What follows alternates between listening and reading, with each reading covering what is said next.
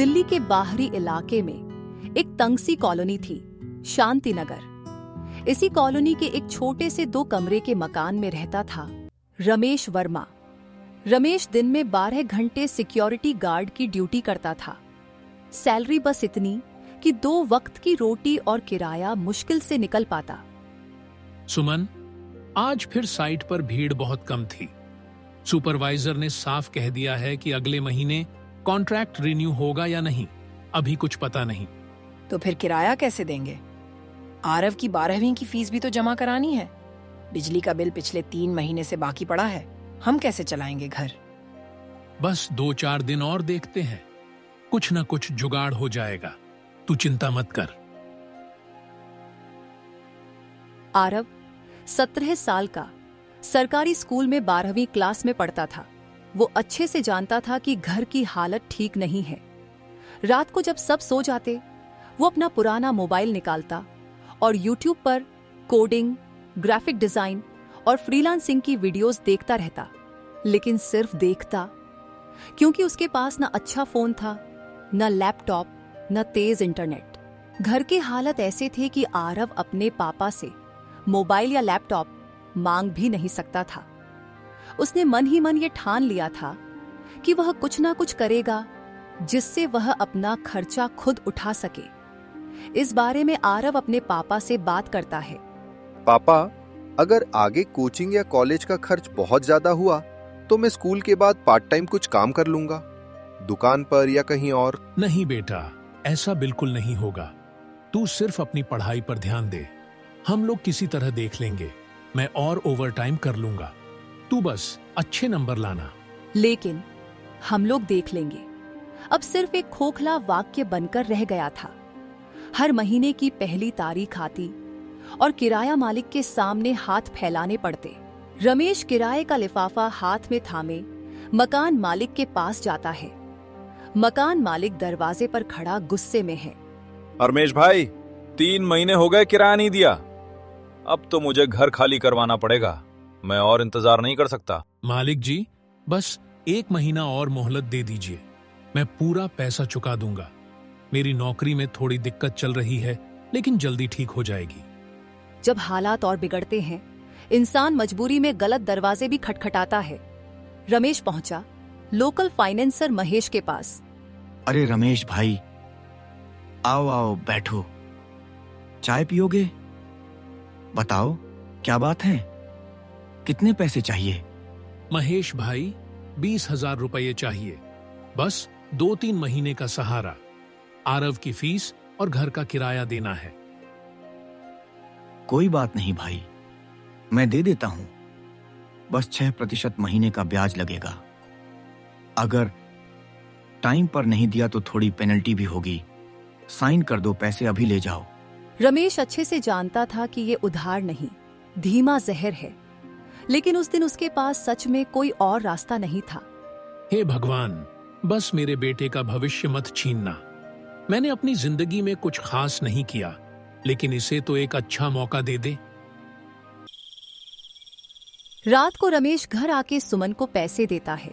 सुमन पैसे देखकर थोड़ी राहत महसूस करती है। ये पैसे कहाँ से लाए जी? बस मिल गए, तू चिंता मत कर। सुमन को अंदाजा हो जाता है कि रमेश ने उधार पैसे लिए हैं। आरव दूर कोने से ये सब देख और सुन रहा होता है। शाम के समय आरव और उसका दोस्त रोहित कॉलोनी के छोटे से पार्क में बेंच पर बैठे बातें कर रहे हैं। अनिल शर्मा, जो रोहित के पिताजी हैं, वो टहलते हुए पास आते हैं। यार आरव, तू मोबाइल पर दिन रात कुछ न कुछ देखता रहता है, क्या देखता है? बस ऐसे ही, कोडिंग की वीडियो, ग्राफिक डिजाइन, फ्रीलांसिंग वाली। सोचता हूँ कभी कुछ सीख लूं, कुछ कमा लूं। आरव बेटा, अगर तू ये सब देखता है तो सीख क्यों नहीं लेता? सिर्फ देखने से क्या होगा? अंकल, मेरे पास पैसे कहाँ हैं? ना अच्छा फोन है, ना लैपटॉप, इंटरनेट भी धीमा है। बेटा, सीखने के लिए सबसे ज्यादा जो चीज चाहिए वो है नियत और मेहनत। पैसे तो बाद में आ जाते हैं। मैंने अपना करियर भी जीरो से शुरू किया था। मेरे पास एक पुराना लैपटॉप पड़ा है, तू रोज शाम को घर पे आया कर, मैं तुझे सिखाऊंगा। यहीं से आरव की जिंदगी ने पहली बार सही दिशा में करवट ली। एक अजनबी की मदद ने उसके अंदर छुपी आग को हवा दे दी। आरव शाम को अपने दोस्त रोहित के घर आता है और रोहित के पापा के पुराने लैपटॉप पर काम करता है। आरव, 3 चीजें हमेशा याद रखना। पहला, डिसिप्लिन, रोज थोड़ा भी करो लेकिन करो। दूसरा, कंसिस्टेंसी, एक दिन भी छोड़ा तो पूरी चेन टूट जाती है। तीसरा, प्रोफेशनल बिहेवियर, क्लाइंट से बात करो जैसे तुम बहुत बड़े डिजाइनर हो। स्किल सीखना तो आसान है लेकिन कैरेक्टर बनाना बहुत मुश्किल होता है। आरव अपने दोस्त के पापा अनिल शर्मा से स्किल्स सीखता है और उनके बताए हुए रास्ते पे चलता है। आरव रोज अपनी पढ़ाई के साथ साथ स्किल्स सीखने पर फोकस करता है। अपनी मेहनत और लगन से आरव को अपना पहला क्लाइंट मिलता है, लेकिन वो क्लाइंट आरव के साथ धोखा करता है। आरव पूरा काम कर देता है लेकिन पैसे नहीं मिलते। अंकल, मैंने पूरा लोगो डिजाइन बना दिया था। उसने कहा था पैसे भेज देगा, लेकिन अब नंबर बंद है और पैसे भी नहीं आए। मैं कितना बेवकूफ हूँ। बेटा, गलती हुई है लेकिन ये सबसे बड़ी पढ़ाई है। अब तू समझ गया ना? हमेशा कॉन्ट्रैक्ट करो, माइलस्टोन रखो, अपफ्रंट पेमेंट लो। अगली बार ये गलती नहीं होगी। फिर से शुरू कर। आरव रात रात भर जगता है। कुछ प्रोजेक्ट रिजेक्ट हो जाते हैं। शायद मैं ये सब कर ही नहीं पाऊंगा। इतनी मेहनत के बाद भी कुछ नहीं हो रहा। फिर अनिल का वाक्य याद आता, कंसिस्टेंसी। वो फिर लैपटॉप खोल लेता है। आरव को काम करते करते अब काफी समय हो जाता है। 8 महीने की मेहनत के बाद आरव ने अब सही प्लेटफॉर्म चुना। पहला पक्का ऑर्डर पूरा करता है, 4000 रुपये का। आरव पैसे मम्मी के हाथ में रखता है। मम्मी, ये देखो, ये पैसे मैंने खुद कमाए हैं। अपना पहला प्रोजेक्ट पूरा किया है। मेरा बेटा, तूने तो कमाल कर दिया। रमेश दूर खड़ा ये सब देख रहा है। उसकी आंखें नम हो जाती हैं। रमेश महेश के पास से उधार लिए हुए पैसे लौटाने जाता है। महेश भाई, ये लो पूरे पैसे, ब्याज समेत सब। अब हमें उधार की जरूरत नहीं। अरे इतनी जल्दी कैसे कर लिया? मेरे बेटे ने कमाया है, अब हम खुद के पैरों पर खड़े हैं। 8-9 महीनों में आरव की कमाई 40,000 से 50,000 महीना हो गई। वो अब खुद एक अच्छा लैपटॉप खरीद चुका था। लेकिन वो यहीं नहीं रुका। कॉलोनी के कम्युनिटी हॉल में आरव हर रविवार की सुबह 8 से 10 बच्चों को कंप्यूटर फ्री में सिखा रहा है। देखो, जो मैंने मेहनत करके सीखा है वही तुम्हें सिखाऊंगा। तुम्हें भी कोई नहीं रोक सकता। बस रोज थोड़ा थोड़ा करना। एक दिन तुम भी खुद पैसे कमाओगे और अपने घर को सपोर्ट करोगे।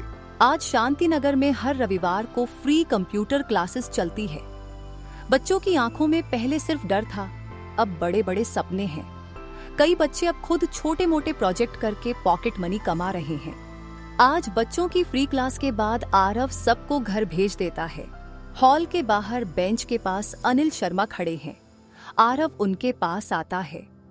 अंकल, अगर उस दिन आपने मुझे वो पुराना लैपटॉप नहीं दिया होता, अगर आपने मुझ पर भरोसा नहीं किया होता, तो शायद आज मैं भी उन्हीं परेशानियों में फंसा होता जिनसे निकलने का सपना देख रहा था। आरव झुककर उनके पैर छूता है। अरे नहीं बेटा, ये सब मत कर। मैंने तो बस रास्ता दिखाया था। चलना तो तुझे ही पड़ा। मेहनत तेरी थी, हिम्मत तेरी थी। सुमन और रमेश थोड़ी दूरी पर खड़े यह सब देख रहे होते हैं। आपने हमारे बेटे को सिर्फ हुनर नहीं दिया, आपने उसे उम्मीद दी। आज जो भी है आपकी वजह से है। मैं जिंदगी भर आपका एहसान नहीं उतार सकता। आप उस समय हमारे लिए भगवान बनकर आए जब सब रास्ते बंद लग रहे थे।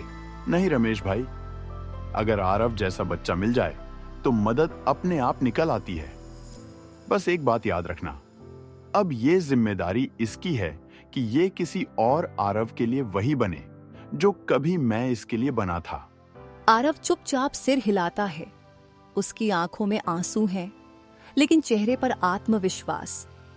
बेटा, तूने मुझे सिखाया कि उम्र से ज्यादा मेहनत मायने रखती है। मैं तो हार मान चुका था, लेकिन तूने पूरे घर को नई जिंदगी दी। पापा, अब हमारा घर भी पक्का हो जाएगा और मैं अच्छे कॉलेज में भी जाऊंगा। सब ठीक हो जाएगा। आरव आज करोड़पति नहीं बना, लेकिन वो आत्मनिर्भर बन गया, अपने परिवार को सम्मान दिया, अपनी कॉलोनी के बच्चों को नई उम्मीद दी।